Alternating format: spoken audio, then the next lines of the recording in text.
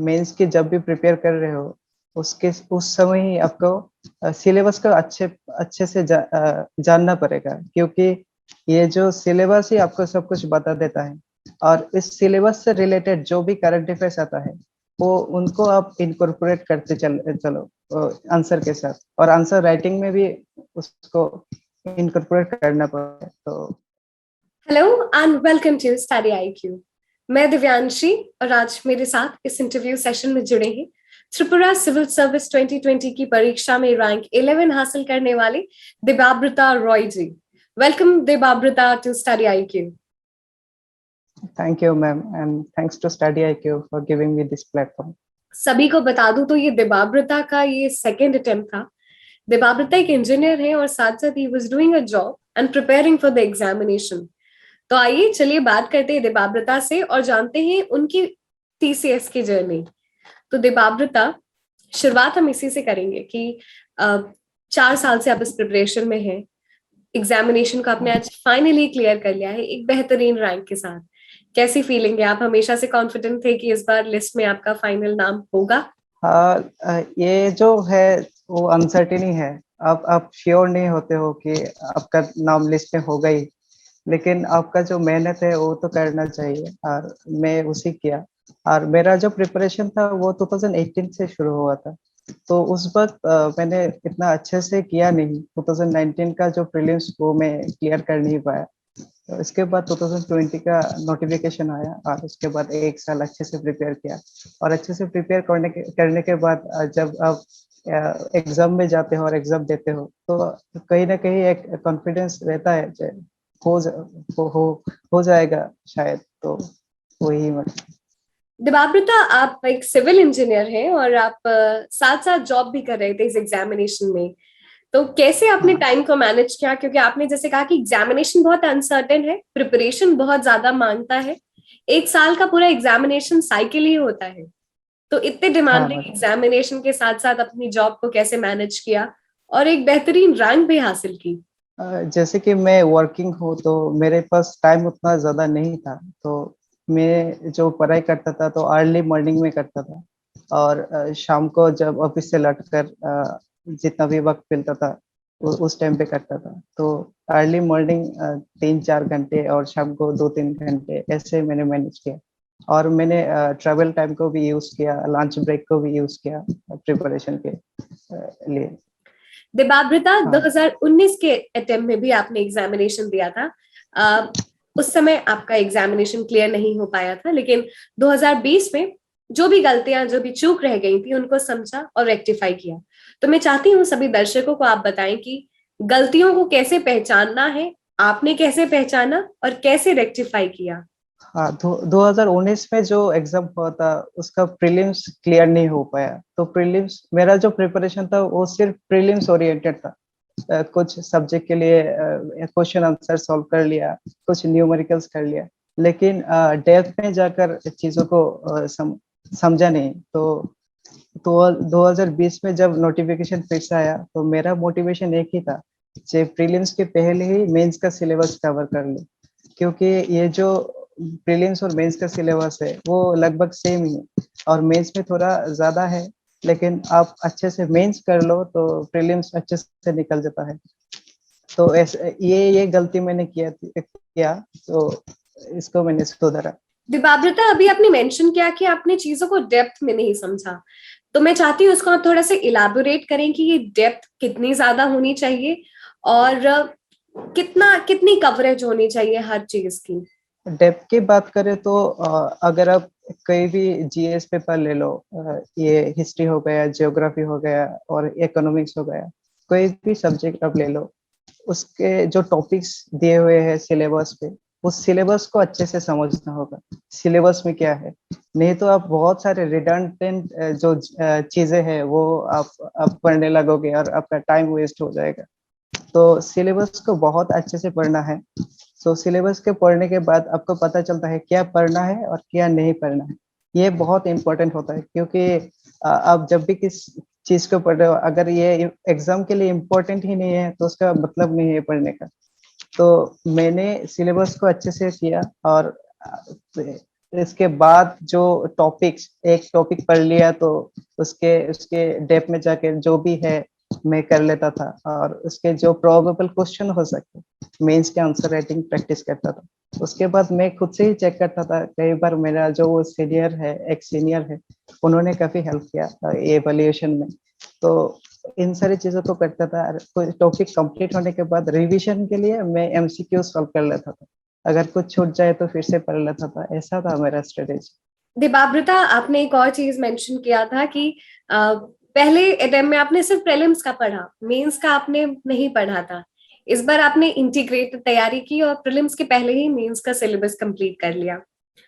हमेशा हाँ एक इतना बड़ा सिलेबस है, कैसे कैसे कंप्लीट करना है। तो मैं चाहती हूँ जो भी आपने स्ट्रैटेजी अपने लिए अपनाई प्रीलिम्स और मेंस दोनों ही सिलेबस कवरेज के लिए, सारे टॉपिक्स के लिए, उसको हमारे साथ शेयर करें। प्रीलिम्स का जो सिलेबस था उससे रिलेटेड जो मेंस का सिलेबस था, पहले मैंने उन सारी चीजों को कंप्लीट किया, क्योंकि प्रीलिम्स आगे है मेंस के। तो मेंस में जो भी सिलेबस प्रीलिम्स से मिलता था उसको उसको मैंने पहले कवर किया। उसके बाद मेंस में जो भी चीजें अलग से है उनको मैंने पढ़ाई किया, और ऐसा मेरा स्ट्रेटेजी रहा था। क्योंकि प्रीलिम्स अगर ना हो तो आपको मेंस में आप नहीं जा सकते हो, मेंस में अपियर नहीं कर सकते। तो ऐसा था, इंटीग्रेटेड अप्रोच था। क्योंकि ये जो एग्जाम है, आप अगर आप प्रीलिम्स क्लियर भी कर लो तो मेंस अगर नहीं होगा तो नहीं होगा, आपका इंटरव्यू में कॉल भी नहीं आएगा और आप सिलेक्शन नहीं पाओगे। दिबाब्रता, ये बहुत जरूरी होता है कि जब हम एग्जामिनेशन की स्ट्रैटेजी बनाएं तो हम पहले से ही प्लान कर लें कि कौन सा सब्जेक्ट कौन से महीने में हमको कंप्लीट करना है, हमें एक डेडलाइन। तो क्या आपने भी अपने आप को कुछ ऐसी डेडलाइन दे रखी थी कि पॉलिटी हमें इतने समय में कर लेना है, ज्योग्राफी हमें इतने समय तक कर लेना है? मैंने ऐसा कुछ डेडलाइन नहीं सेट किया। मेरा प्रिपरेशन काफी फ्लेक्सिबल था। मैंने एक ही साथ 2-3 सब्जेक्ट पढ़ लेता था। तो ऐसा कुछ नहीं था कि इस महीने में आप कर लो, ये कर लो। इसमें प्रेशर हो जाता है, आप प्रेशराइज फील करते हो अगर ये डेडलाइन कंप्लीट नहीं होता। तो मेरा प्रिपरेशन काफी फ्लेक्सिबल था, जब भी जिस सब्जेक्ट को अच्छा लगता था पढ़ लेता था। ऐसा था मेरा प्रिपरेशन। दिबाब्रता, एग्जामिनेशन में करंट अफेयर्स का भी काफी महत्व है। और जो फर्स्ट टाइम बिगनर्स होते हैं, जिनको बहुत ज्यादा बेसिक नहीं पता रहता है, हमेशा एक हिचक रहती है करंट अफेयर्स को कैसे कंप्लीट करें, कैसे समझें, क्योंकि बहुत सारी चीजें जो रहती हैं वो उनके स्टैटिक से लिंक्ड अप रहती हैं। तो ये जो स्टैटिक प्लस डायनेमिक का जो एक सामंजस्य, तालमेल हम जिसे कहते हैं, उसको कैसे बैलेंस करना है? इसके लिए मेरा जो मानना है ये है कि आप मेंस के जब भी प्रिपेयर कर रहे हो उसके उस समय ही आपको सिलेबस को अच्छे अच्छे से जानना पड़ेगा। क्योंकि ये जो सिलेबस ही आपको सब कुछ बता देता है, और इस सिलेबस से रिलेटेड जो भी करंट अफेयर्स आता है वो उनको आप इनकॉर्पोरेट करते चलो आंसर के साथ, और आंसर राइटिंग में भी उसको इनकॉर्पोरेट करना पड़ता है। तो ऐसे स्टैटिक और डायनामिक दोनों कवर हो जाता है। और रेगुलरली जो भी चीजें चलता है हमारे आसपास पे, नेशनल या इंटरनेशनल या स्टेट का, और उन सारी चीजों को पढ़ना पड़ता है जो भी है। दिबाब्रता, करंट अफेयर्स एक बहुत इंपॉर्टेंट चंक है, बहुत मेजर चंक है। आप नोट्स भी बनाते थे उनके? नोट्स ऐसा मैंने बनाए नहीं, लेकिन हाँ जो भी मुझको लगता है ये इम्पोर्टेंट है, ये मेरा मेंस के आंसर राइटिंग में हेल्प करेगा, और तो उन सारी चीजों को मैंने नोट्स बनाया और आंसर राइटिंग की प्रैक्टिस में वो इनकॉर्पोरेट किया। अगर हम करंट अफेयर्स की बात करें तो करंट अफेयर्स के लिए आपने कौन कौन से रिसोर्सेज फॉलो किए? करंट अफेयर्स के लिए मैंने द हिंदू रेगुलरली पढ़ता था इंटरनेट से, और लंच ब्रेक में मैं द हिंदू का जो एडिटोरियल है वो उनको पढ़ लेता था। क्योंकि एडिटोरियल से आपका बहुत अच्छा चीजें मिलती है, बहुत अच्छी सारी चीजें मिलते हैं, क्योंकि वहाँ एक्सपर्ट एडिटोरियल लिखते हैं। तो ये तो था। और ऑनलाइन रिसोर्स के बात करें तो वीडियोस देखता था मैं यूट्यूब पे काफी सारे, और इसमें स्टडी आईक्यू के जो करंट अफेयर्स के वीडियोस है, 8-10 मिनट का जो वीडियोस है उनको मैंने रेफर किया। रिवीजन का बहुत महत्व है। रिवीजन किस तरीके से आप करते थे? क्योंकि रिटेंशन ही एग्जामिनेशन का पूरा खेल है। तो आप कैसे अपने रिवीजन स्ट्रैटेजी आपकी रहती थी? हाँ, जब मेरा एक टॉपिक कंप्लीट हो जाता था, फिर मैं दूसरे सब्जेक्ट पे जाता था, लेकिन वीकेंड में जब भी वक्त मिलता था मैं रिवाइज कर लेता था। पूरा वीक क्या पढ़ा क्या नहीं पढ़ा, तो ऐसे मेरा रिवीजन स्ट्रेटेजी था। और जब भी मेरा एक टॉपिक कंप्लीट हो जाता था, मैं मन ही मन सोचता था कि इससे क्या क्वेश्चन हो सकता है और उसको कैसे आंसर करना है, कैसे अच्छे तरीके से फ्रेम करना है आंसर। क्योंकि आंसर लिखना सबका आता है, लेकिन वो फ्रेमिंग बहुत इंपॉर्टेंट होता है एग्जाम में, क्योंकि उधर प्रेशर भी बहुत होता है एग्जाम हॉल में।